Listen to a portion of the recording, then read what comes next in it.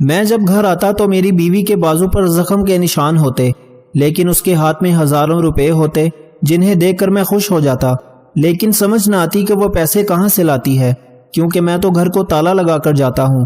اب مجھے شک سا ہوا۔ اگلے دن گھر کے ایک کونے میں چھپ کر بیٹھ گیا اور ابھی کچھ دیر ہی گزری تھی کہ میرا نام منیر ہے۔ ہم گاؤں میں رہنے والے سیدھے سادے لوگ تھے۔ میں ایک لڑکی سے بہت محبت کرتا تھا، اس کا نام شبنم تھا اور وہ ایک غریب گھرانے سے تعلق رکھتی تھی۔ ہم بھی بہت امیر نہیں، پر ہمارے پاس تھوڑی سی زمین تھی۔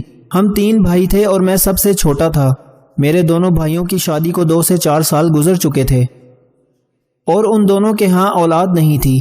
میری ماں کا ہی حکم چلتا تھا گھر پر۔ وہ پوتے کی شکل دیکھنے کے لیے بے چین رہتی تھی اور اس کی یہ خواہش پوری نہیں ہو رہی تھی۔ وہ میری دونوں بھائیوں کی بیویوں کو خوب باتیں سناتی اور ان کا جینا حرام کیے رکھتی تھی۔ میری ماں کہتی تھی کہ یہ ہم لوگوں کا خاندانی مسئلہ ہے، لیکن پھر بھی وہ اپنا غصہ ہمارے گھر کی بہوؤں پر ہی نکالتی تھی۔ اپنی دونوں بہوؤں کو بہت سلیقے سے پسند کر کے لائی تھی۔ وہ دونوں بڑے گھر کی بیٹیاں تھیں، لیکن میں نے ایک غریب گھر کی بیٹی کو پسند کر لیا تھا۔ میں نے ہمت کر کے اپنی ماں سے شبنم کے بارے میں بات کی۔ میری ماں بہت غصہ ہوئی اور کہنے لگی کہ کوئی ضرورت نہیں ہے اس سے شادی کرنے کی، لیکن میں جانتا تھا کہ میری ماں کی دکھتی رگ کیا ہے۔ میں نے کہا کہ میں نے جس لڑکی کو پسند کیا ہے اس کے خاندان میں صرف بیٹے پیدا ہوتے ہیں، اور وہ بھی شادی کے پہلے ہی سال۔ شبنم کے اپنے بھی 5 بھائی تھے اور وہ اکلوتی بہن تھی۔ میری ماں کو میں نے کسی طرح اپنی باتوں میں لگا لیا اور شبنم سے شادی کر لی۔ وہ میرے گھر آ گئی۔ میں اس سے بہت محبت کرتا تھا، لیکن ہمارے ساتھ بھی وہی ہوا جو میرے بھائیوں کے ساتھ ہو رہا تھا۔ شادی کے 2 سال بعد تک کوئی اولاد نہ ہوئی۔ اب میری ماں نے شبنم کو بھی تنگ کرنا شروع کر دیا، اور شبنم کو تو وہ زیادہ باتیں سنایا کرتی تھی، کیونکہ میں اسے اپنی مرضی سے پسند کر کے لایا تھا۔ وہ دن بھر میری ماں کی باتیں سنتی اور روتی رہتی، تو مجھ سے اس کا دکھ دیکھا نہیں جاتا تھا۔ ایک دن میں نے اپنی ماں سے بات کرنے کا سوچا اور میری ماں اتنا غصہ ہوئی کہ مجھے گھر سے نکل جانے کو کہہ دیا۔ میں بھی وقتی غصے میں آ گیا اور کہہ دیا کہ ٹھیک ہے، ہم اس گھر سے چلے جائیں گے۔ میں شبنم کو لے کر گھر سے نکل تو گیا، پر ہمارے پاس کچھ بھی نہیں تھا۔ نہ ہمارے پاس گھر کا کوئی سامان تھا، نہ ہی کچن کا سامان، بس کچھ پیسے تھے۔ میں نے اپنے دوستوں سے مدد مانگی، انہوں نے میرا بہت ساتھ دیا۔ گاؤں میں بہت دور اور سنسان علاقے میں ایک گھر تھا جس کا مالک کئی سالوں سے گاؤں نہیں آیا تھا۔ میرے دوستوں نے میرے لیے اس گھر کا تالا توڑ دیا اور کہا کہ جب تک اس گھر کا مالک نہیں آتا تم لوگ یہاں ہی رہو، پھر بعد میں کوئی اور انتظام کر لیں گے۔ اس گھر میں کچھ سامان بھی موجود تھا۔ شبنم نے گھر صاف کیا اور مجھے میرے دوست نے مزدوری کا کام بتایا۔ میں یہ کام کرنے کو راضی ہو گیا۔ جب سے ہم اس گھر میں آئے تھے شبنم خاموش تھی، پر بولی تو صرف اتنا کہ آپ پریشان نہ ہوں، میں آپ کے ساتھ ہوں، سب ٹھیک ہو جائے گا۔ مجھے اس بات کی خوشی تھی کہ میری بیوی میرے ساتھ ہے۔ میری بیوی نے اس گھر میں سے چیزیں جمع کر کے اس مکان کو گھر جیسا بنا لیا تھا۔ 1 ماہ بعد ہمیں خوشخبری ملی کہ میری بیوی امید سے ہے۔ ہم بہت خوش ہوئے۔ ڈاکٹر نے بتایا کہ میری بیوی کے ہاں ایک ساتھ 7 بچوں کی پیدائش ہونے والی ہے۔ اس بات سے ہم تھوڑے پریشان ہو گئے کہ سب خیر سے ہو جائے۔ گاؤں کے سرکاری ہاسپٹل کی ڈاکٹر صاحبہ بہت اچھی خاتون تھیں۔ انہوں نے ہماری بہت مدد کی اور اللہ نے ہمیں ایک ساتھ 7 بیٹوں سے نوازا۔ ہم دونوں بہت خوش تھے، پر دل میں 1000 فکریں بھی تھیں کہ ایک ساتھ اتنے سارے بچوں کا خرچ کیسے پورا کریں گے۔ میری نوکری سے تو مجھے جو پیسے ملتے تھے وہ بہت کم تھے۔ پھر سے دوست کام آئے، اور وہ بھی کب تک کرتے۔ کسی طرح گرتے پڑتے 3 ماہ کا وقت نکل گیا۔ شبنم کی طبیعت بھی اب سنبھلنے لگی تھی، پر اب ہمارے برے دن شروع ہو گئے تھے۔ گھر میں کچھ نہ ہوتا۔ ایک دن میری ماں، دونوں بھائی اور ان کی بیویاں اچانک ہمارے گھر آ گئیں۔ میں اچانک ان سب کو دیکھ کر حیران رہ گیا۔ میری ماں نے میرے بچوں کو پیار کیا۔ وہ ان کے لیے کپڑے، دودھ، کھلونے، شبنم کے لیے کپڑے اور ہمارے لیے کھانا بھی بنا کر لائی تھی۔ ہم نے بہت پیٹ بھر کے کھانا کھایا، بچوں نے بھی دودھ پیا اور سب ان سے پیار کرنے لگے۔ میں خوش تھا کہ چلو برے وقت میں اپنے ہی کام آتے ہیں، پر پھر میری ماں نے ایک عجیب بات کہہ ڈالی، اب تم دونوں گھر واپس آ جاؤ۔ میرا تو دل پھٹا جا رہا ہے تم لوگوں کو اس کھنڈر میں رہتے ہوئے دیکھ کر۔ اپنے گھر آ جاؤ، وہاں سکون سے رہو۔ بس اب تم لوگوں کو اپنے لیے وہاں ایک اور کمرہ بنانا ہوگا۔ جگہ کم ہے، اور ایک کام یہ بھی کرنا ہوگا کہ اپنے 2 بیٹے اپنے دونوں بھائیوں کو لکھ کر دے دو۔ 3 بچے خود رکھ لو۔ ویسے بھی اکیلے 7 بچوں کو کیسے پالو گے؟ اس طرح سب کو اولاد مل جائے گی۔ میں اور شبنم حیران رہ گئے۔ امی یوں بھی تو یہ بچے ہم سب کے ہی ہیں، چاچو باپ جیسا اور چاچی ماں جیسی ہی ہوتی ہے۔ میں نے بات سنبھالنے کی کوشش کی، نہیں ایسے نہیں کہہ رہی میں، باقاعدہ لکھ کر دینا ہوگا۔ میری ماں نے تو گویا فیصلہ سنا دیا، جیسے وہ یہاں صرف اسی لیے آئی تھی۔ میں اب بھی حیران ہی تھا کہ شبنم نے ان کی لائی ہوئی چیزیں ان کے سامنے رکھ دیں اور کہا کہ میں نے 9 مہینے جو تکلیف کاٹی ہے اس کا 1 گھنٹہ بھی آپ نے نہیں گزارا۔ جب میں تکلیف میں تھی تب آپ لوگ کیوں نہیں آئے میری مدد کرنے؟ اب اپنے مطلب کو آ گئے ہیں۔ میں اپنی اولاد کسی کو نہیں دوں گی، اولاد کوئی بانٹنے کی چیز نہیں ہوتی، چلے جائیں یہاں سے۔ ہم جس حال میں بھی رہیں یہ ہمارا مسئلہ ہے، آپ کا نہیں۔ سچ کہوں تو شبنم نے میرے دل کی بات کہہ دی۔ میری ماں نے ہمیں پھر سے برا بھلا کہنا شروع کر دیا، بلکہ اس بار تو باقاعدہ بد دعائیں دیں کہ کبھی سکون سے نہیں رہو گے، اور وہ لوگ وہاں سے چلے گئے۔ ان کے جانے کے بعد میں اور شبنم بہت پریشان تھے، کیونکہ سچ تو یہی تھا کہ ہم سے 7 بچوں کا خرچہ اٹھایا نہیں جا رہا تھا، لیکن وہ بات میرے دماغ میں ہرگز نہیں آ رہی تھی جو میری ماں کر کے گئی تھی۔ میں اپنی اولاد کسی کو نہیں دے سکتا تھا۔ میں نے شبنم کو یقین دلایا کہ سب کچھ ٹھیک ہو جائے گا اور میں محنت کروں گا۔ اس نے بھی کہا کہ وہ بھی گاؤں میں کوئی کام تلاش کرے گی، کوئی ایسا کام جو گھر بیٹھ کر کر سکے، چاہے اسے کسی کے جوتے ہی کیوں نہ بنانے پڑے۔ اگلے دن شبنم نے مجھ سے کچھ بیج منگوائے اور کہا کہ گھر کے سامنے جو تھوڑی زمین پڑی ہے اس میں وہ کچھ سبزیاں اگانا چاہتی ہے تاکہ گھر میں ہر وقت کھانے کو کچھ نہ کچھ تو موجود ہو۔ شبنم سبزیاں اگانے کے لیے زمین صاف کر رہی تھی تو اسے مٹی میں دبا ہوا ایک مٹکا ملا۔ اس نے اسے باہر نکالا، اس کو دھویا اور اس میں پانی ڈال کر رکھ دیا۔ ویسے بھی ابھی اس گھر میں برتنوں کی کمی تھی اور پانی ڈالنے کے لیے اتنا بڑا برتن مل جانا ایک بہت اچھی بات تھی۔ 2-4 دن ہی گزرے تھے کہ میں نے اپنے گھر میں نئی چیزیں دیکھنا شروع کر دی۔ میں نے شبنم سے کہا کہ ان چیزوں کو خریدنے کے پیسے کہاں سے آئے؟ تو اس نے کہا کہ میں نے گاؤں کی عورتوں کے کپڑے سینا شروع کر دیے ہیں۔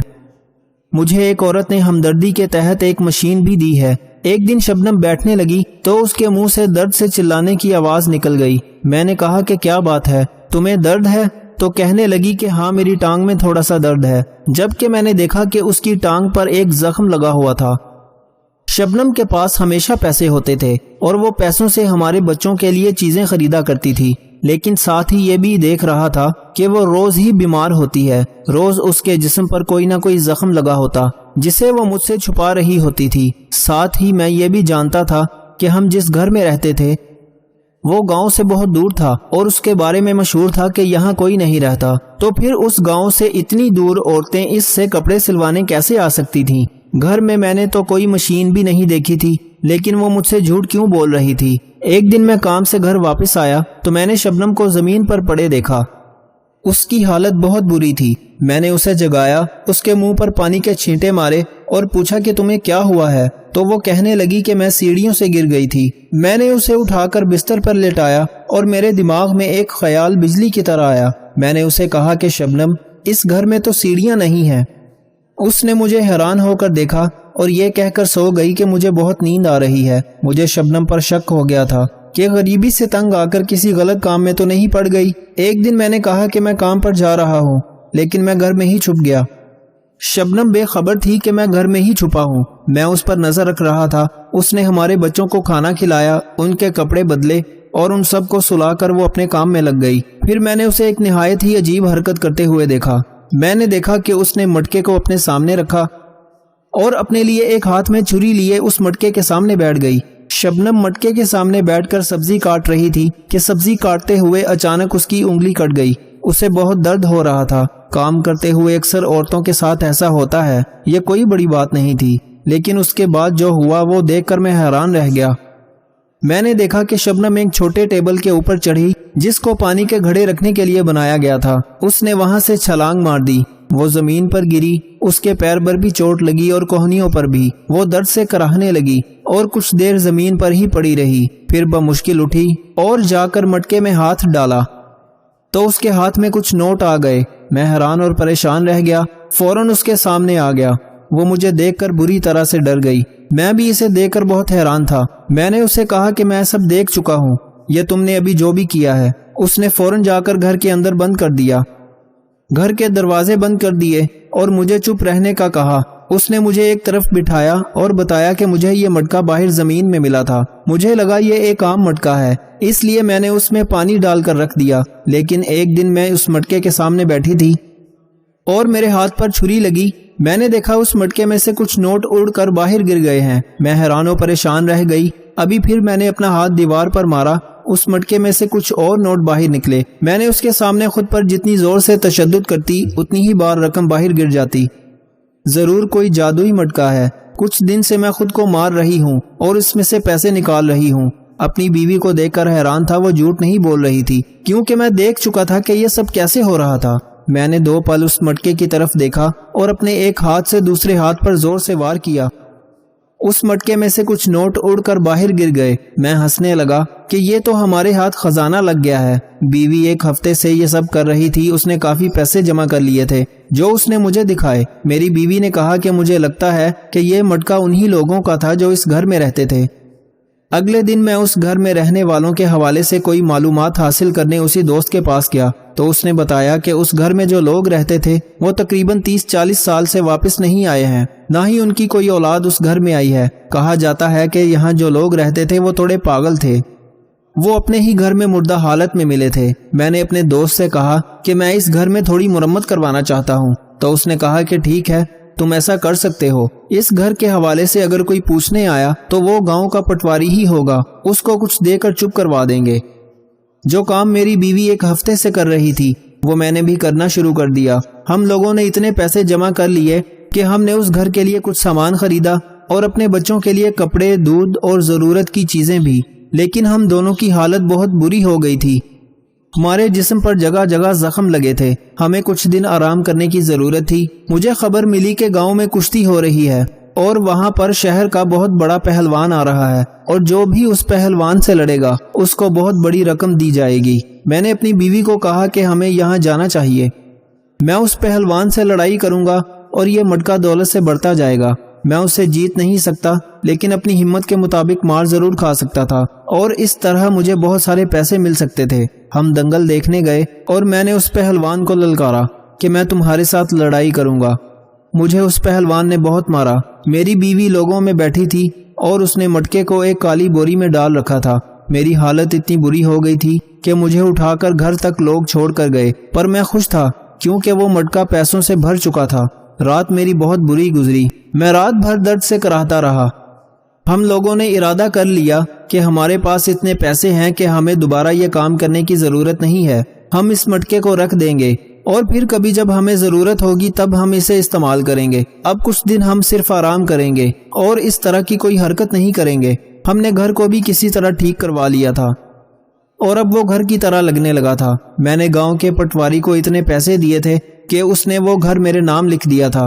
یہ گھر بھی میرا ہو گیا تھا۔ ایک ٹانگا بھی لیا جس کو میں نے ٹھیکے پر دے دیا۔ اس ٹانگے سے بھی روز کی آمدن آنے لگی۔ اس کے علاوہ میں نے گاؤں میں ایک چھوٹی سی کریانے کی دکان بھی بنا لی جس پر میں روز بیٹھ جاتا اور وہاں سے بھی کچھ آمدن آ جاتی۔ اب ہمارے حالات اچھے ہو گئے تھے۔ سارا خاندان ہمارے بارے میں بات کر رہا تھا کہ ان کی تو اچانک سے لگتا ہے لاٹری نکل آئی ہے۔ قسمت والے تھے، ان کے بیٹے بہت قسمت والے ہیں۔ اللہ نے 7 بیٹے دیے تو پھر ان 7 بیٹوں کا رزق بھی تو دینا تھا۔ کہنے کو ہمارے حالات ٹھیک جا رہے تھے اور اب ہمارے پاس کسی چیز کی کمی نہیں تھی، لیکن دولت کا نشہ ایسا نشہ ہے کہ جس کی کوئی حد نہیں ہے۔ ہمارے پاس سب کچھ ہوتے ہوئے بھی ہم بار بار اس مٹکے کو استعمال کرتے۔ ہمارے پاس بہت دولت آ گئی تھی۔ ہمارے سارے چھوٹے چھوٹے خواب جن کو ہم کبھی پورا نہ کر سکتے تھے ہم پورے کر چکے تھے، لیکن اب بھی ہمارا دل نہیں بھر رہا تھا۔ ہم روز ایک دوسرے سے کہتے کہ دوبارہ اس کو استعمال نہیں کریں گے، بس آخری بار۔ پھر اگلے دن ہم اسے استعمال کرتے اور دولت جمع کر کے اپنے پاس رکھ رہے تھے۔ ہم پر گویا ایک جنون سوار ہو گیا تھا جو ختم ہونے کا نام ہی نہیں لے رہا تھا۔ ایک دن ہمارے گھر ایک بوڑھا شخص آیا۔ میں اس دن گھر پر ہی موجود تھا۔ جب میں گھر سے باہر دروازہ کھولنے آیا تو میں لنگڑا کر چل رہا تھا اور میرے سر پر بھی پٹی لگی تھی۔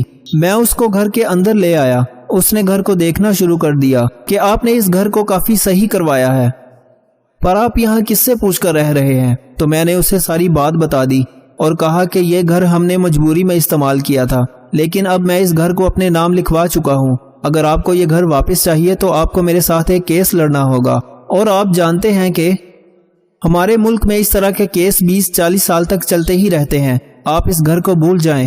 تو وہ شخص ہنس دیا اور میں اس پر حیران رہ گیا۔ اس نے کہا کہ میں اس گھر کو مفت میں بھی دوبارہ استعمال کرنے کے لیے نہ لوں تو اس کے لیے کیس لڑنا تو دور کی بات ہے۔ اس گھر میں میری کوئی بھی اچھی یاد نہیں ہے، میں بس یہاں سے گزر رہا تھا تو میں نے محسوس کیا کہ اس گھر میں شاید کوئی رہ رہا ہے، اس لیے میں دیکھنے چلا آیا۔ بات کرتے کرتے اس کی نظر اس مٹی کے مٹکے پر پڑ گئی۔ وہ حیران اور پریشان رہ گیا۔ وہ شخص اپنی جگہ سے کھڑا ہو گیا اور ہم دونوں کو عجیب نظروں سے دیکھنے لگا۔ میری بیوی چائے لے کر آ رہی تھی، وہ بھی حیران ہو گئی کہ یہ شخص اس طرح سے کیوں دیکھ رہا ہے، یہ تم لوگوں کو کہاں سے ملا؟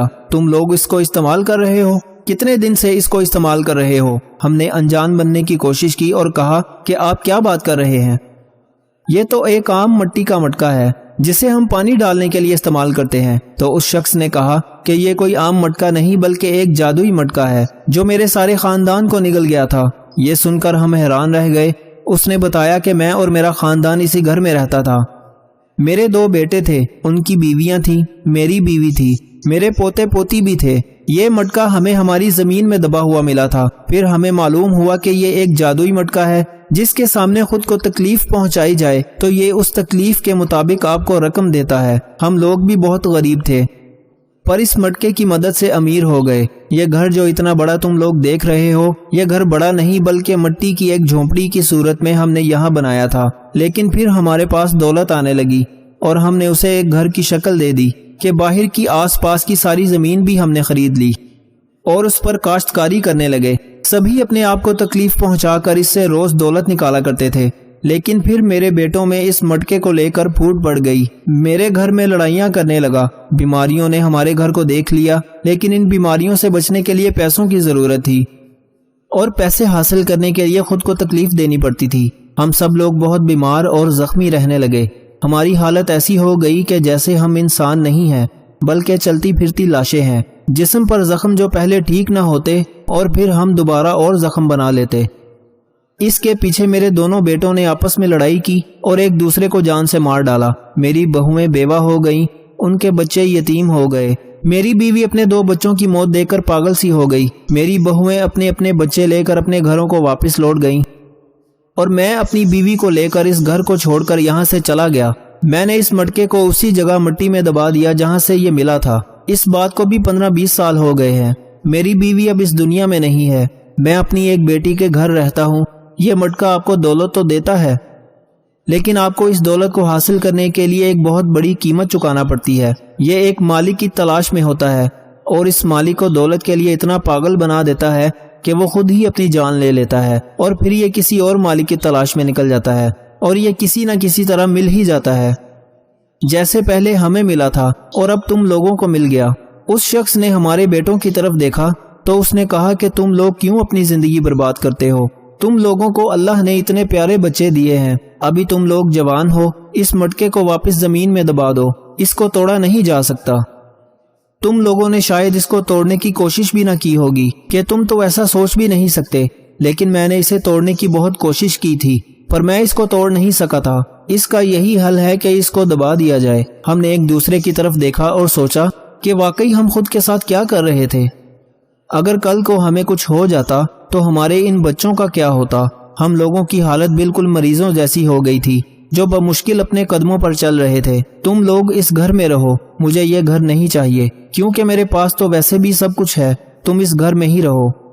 تم لوگوں نے اپنا کوئی کاروبار بنانا ہے تو وہ بھی بناؤ، لیکن اس مٹکے کو دوبارہ واپس دبا دینا۔ وہ ہمیں سمجھا کر چلا گیا اور میں نے اس مٹکے کو اٹھایا کہ میں اسے واپس دبا دوں گا، لیکن میری بیوی نے میرا ہاتھ پکڑا اور مجھے روک دیا۔ میں حیران اور پریشان رہ گیا کہ کیا یہ اب بھی یہی سب کرنا چاہتی ہے؟ تو اس نے کہا کہ اس کو یہاں نہیں بلکہ کہیں بہت دور دفنا کر آؤ، نہیں تو ہم پھر اس کی تلاش میں نکل پڑیں گے۔ وہ ٹھیک کہہ رہی تھی، اسے کہیں بہت دور دفنا کر آنا چاہیے تھا۔ میں نے ایسا ہی کیا اور اس کو بہت دور دراز کے علاقے میں بہت گہرائی تک دفنا کر آ گیا۔ اب ہمارے پاس کریانے کی دکان بھی، ایک سواری بھی اور اللہ کے دیے ہوئے خوبصورت بیٹے بھی ہیں۔ اب ہمارے لیے ہماری اولاد ہی ہماری دولت ہے۔